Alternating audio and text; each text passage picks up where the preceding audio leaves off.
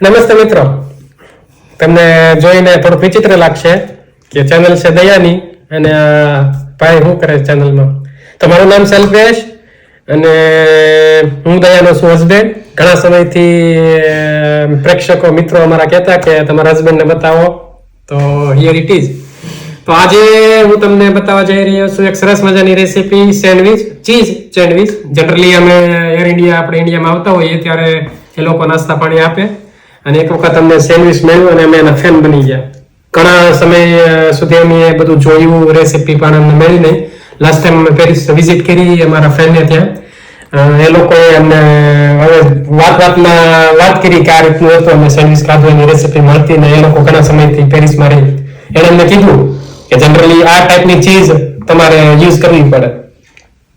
તમે માર્કેટમાં જાઓ તો તમને ક્યારેક તમે વિઝિટ કરશો પેરિસમાં અથવા તો અહીંયા રહેતા હો તો તમે ચીઝના સેક્શનમાં જાઓ ને તો તમને ખ્યાલ પડે કે ત્યાં અઢળક પ્રકારની ચીઝ હોય, એટલે થોડીક ઓવરવેલ્મિંગ થાય કયા પ્રકારની ચીઝ ને પસંદ કરવી.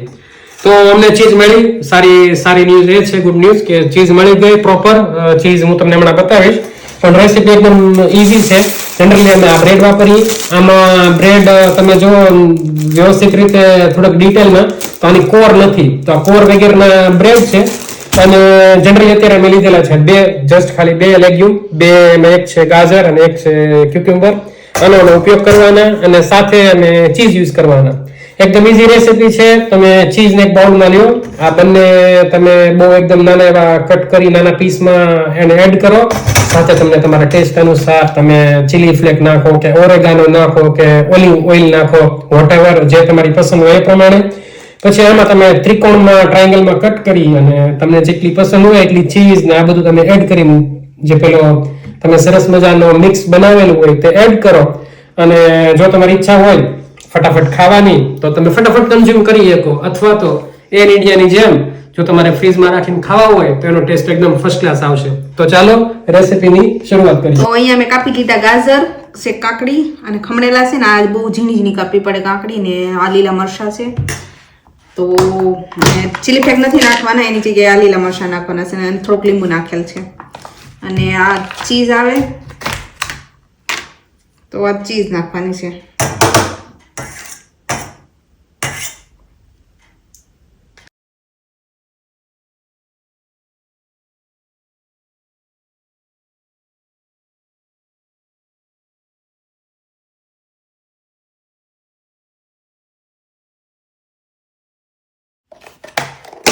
તો બસ આ એક ચીઝ લાવવાની છે તમારે, એટલે ઝટપટ સેન્ડવિચ બની જશે તમારા.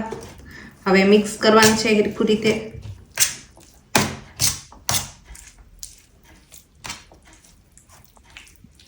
તો મિક્સ થઈ જાય એટલે લગાડીને અને કટિંગ કરીને ફ્રીજમાં મૂકી દેવાના અડધી કલાક, અને પછી ખાઈ લેવાના. આમ ડાયરેક્ટ ખાઈ લો તો પણ સારા જ લાગે. તો એકદમ ઈઝી પીઝી સેન્ડવિચ, અને ખાવામાં પણ મસ્ત લાગે, ટેસ્ટી અને જલ્દીથી બની જાય. તો મસ્ત સેન્ડવિચ બની ગયા છે, તૈયાર. અને આની ન્યુટ્રિશન વેલ્યુ મારા હસબન્ડ કહે છે કે ઘણી બધી હોય, પણ મને નથી ખબર, તો હું તમને નહીં સમજાવી શકું. મારા હસબન્ડ હમણાં જ વિડીયોમાં આવશે તો એ તમને જણાવશે આની ન્યુટ્રિશન વેલ્યુ. ત્યાં સુધી તમે ખાતા રહો સેન્ડવિચ અને એન્જોય કરતા રહો અને અમારા વિડીયો જોતા રહો. તો રેડી છે આપણા સરસ મજાના ચીઝ સેન્ડવિચ. ખાવામાં પણ મસ્ત લાગે અને ઝટપટ બની પણ જાય. અમે અડધી કલાક ફ્રીજમાં મૂક્યા હતા કારણ કે અમારા પાસે ટાઈમ હતો.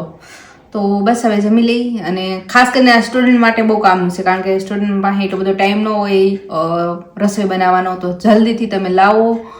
તમારે લેગ્યુમ કાપવાની પણ જરૂર નથી, તમે તૈયાર કાપીને લાવો. તો ચીઝ લાવો ને લેગ્યુમ લાવો, ઘરે મિક્સ કરીને બનાવીને ખાઈ લો તો બહુ મસ્ત બને છે. અને મારો વિડીયો ગમે તો લાઈક, શેર, સબસ્ક્રાઈબ કરવાનું પણ ભૂલતા નહીં. અને સાથે તમારે આવું સ્નેક ખાવો હોય તો એ પણ તમે ખાઈ શકો, તો ખાવામાં મજા આવે અને ક્રિસ્પી લાગે. વિડીયો ગમે તો લાઈક, શેર, સબસ્ક્રાઈબ કરવાનું ભૂલતા નહીં. ફરી મળીશું નવા વિડીયો સાથે. ત્યાં સુધી અમારા વિડીયો જોતા રહેજો.